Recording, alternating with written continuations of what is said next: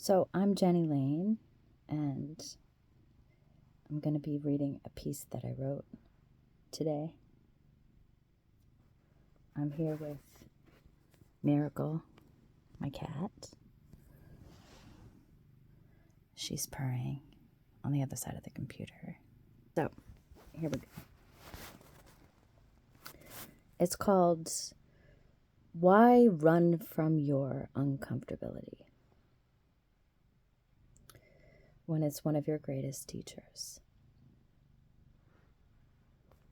I'm so not used to being on camera.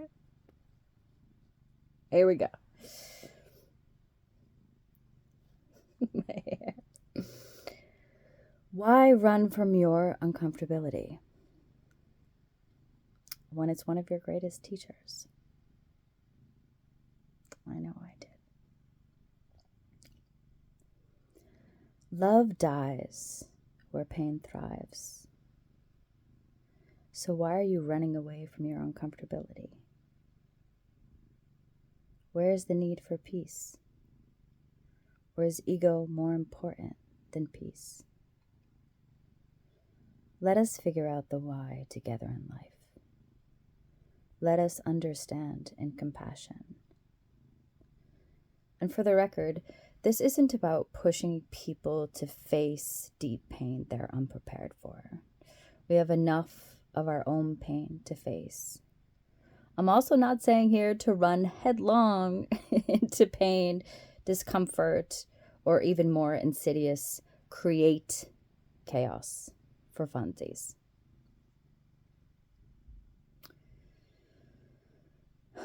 There are people, the fire starters of this world, who will see peace or self-love, someone put mad time into gaining again, being love. They will light a match, set it ablaze, walk away and feel the warmth of another's pain because their life is so cold to their very bones. Because they need to see the embodiment of their pain in the eyes of another.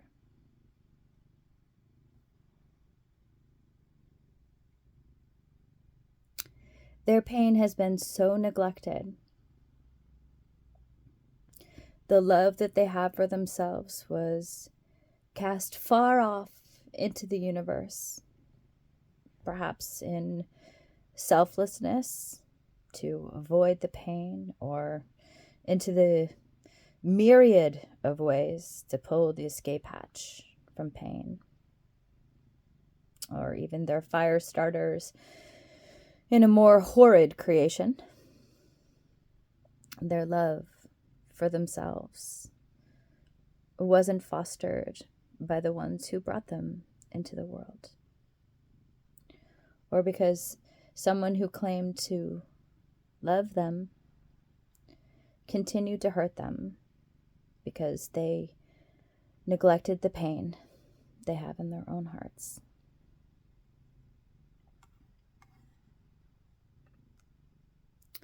Love does not include abuse or self-abuse.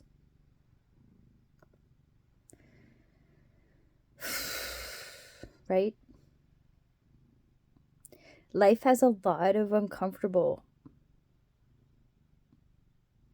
Life does have a lot of pain. Do you know anyone who hasn't experienced pain? I don't. And I've realized in my life that much of this comes from people who haven't dealt with the pain that resides in their being. From the actions of other inheritors of trauma inflicted upon them, who lived through the blueprint of pain that wasn't theirs to follow, perpetuated into the next generation, into the next generation, into the next generation, perpetuated into lives who had no hand in your origin story of pain.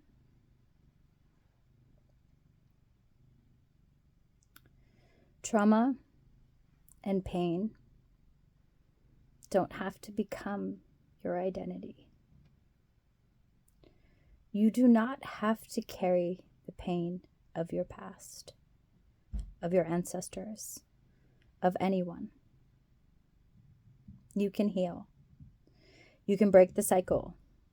You can become a human of compassion instead of a human causing more pain. But the motivation to heal must begin with you. First, you have to recognize pain's existence. Right? And how your actions of unresolved pain are affecting others. When you strike matches to set another ablaze, to inflict the same pain you feel inside, there is no real peace. You've created a war, not only outside, but in your own heart. Part of protecting your peace is learning to walk away from the uncontrolled, unresolved wildfires of another's pain. We do this in self-compassion, in true self-love, and also for the well-being of everyone who loves us, so that they don't have to be burned while you walk through another's fire starting.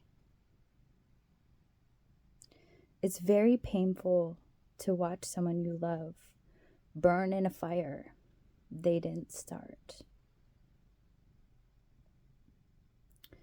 Part of protecting your peace is in the awareness of your emotions. Anxiety will show us our fears. Sadness will show us our tears. Anger will show us who or what rocks our peace.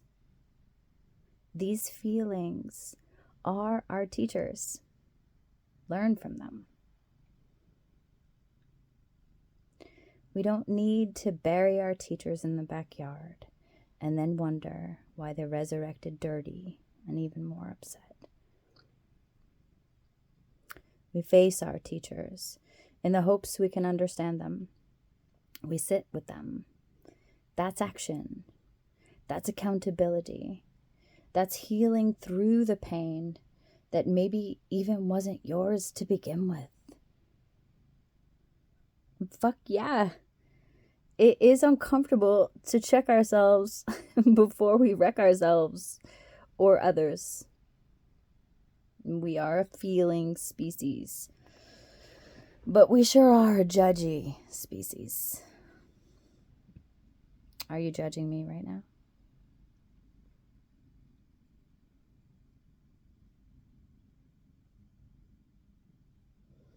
We don't even try to understand our judgment, our pain, our hate, our uncomfortability, or our insecurities.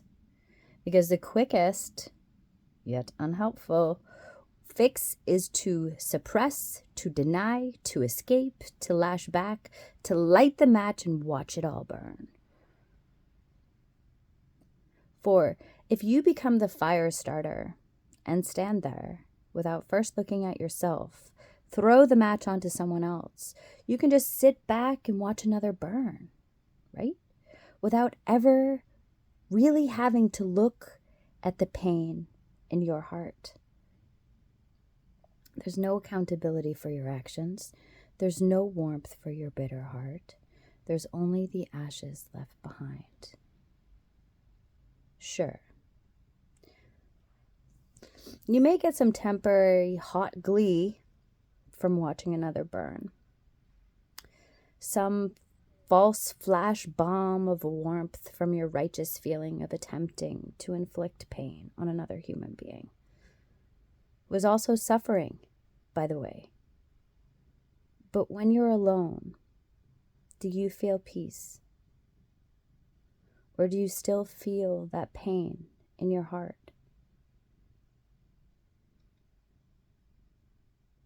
Does doing this to another heal you or harm you? The pain inside you, does it get better?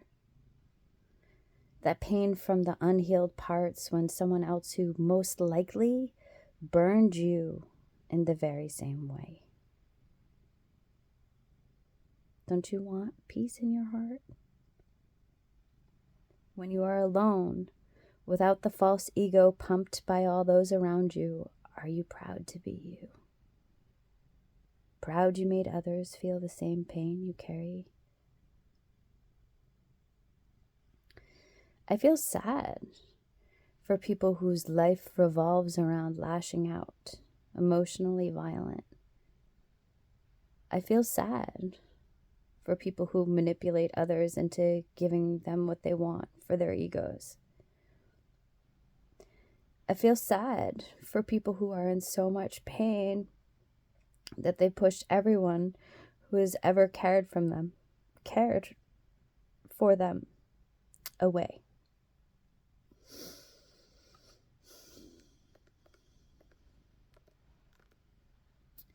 I have so much compassion for them because it's all so very sad.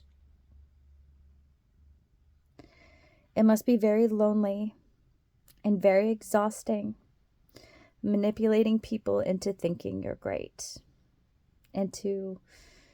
instead of just being great by being kind, despite being compassionate, despite.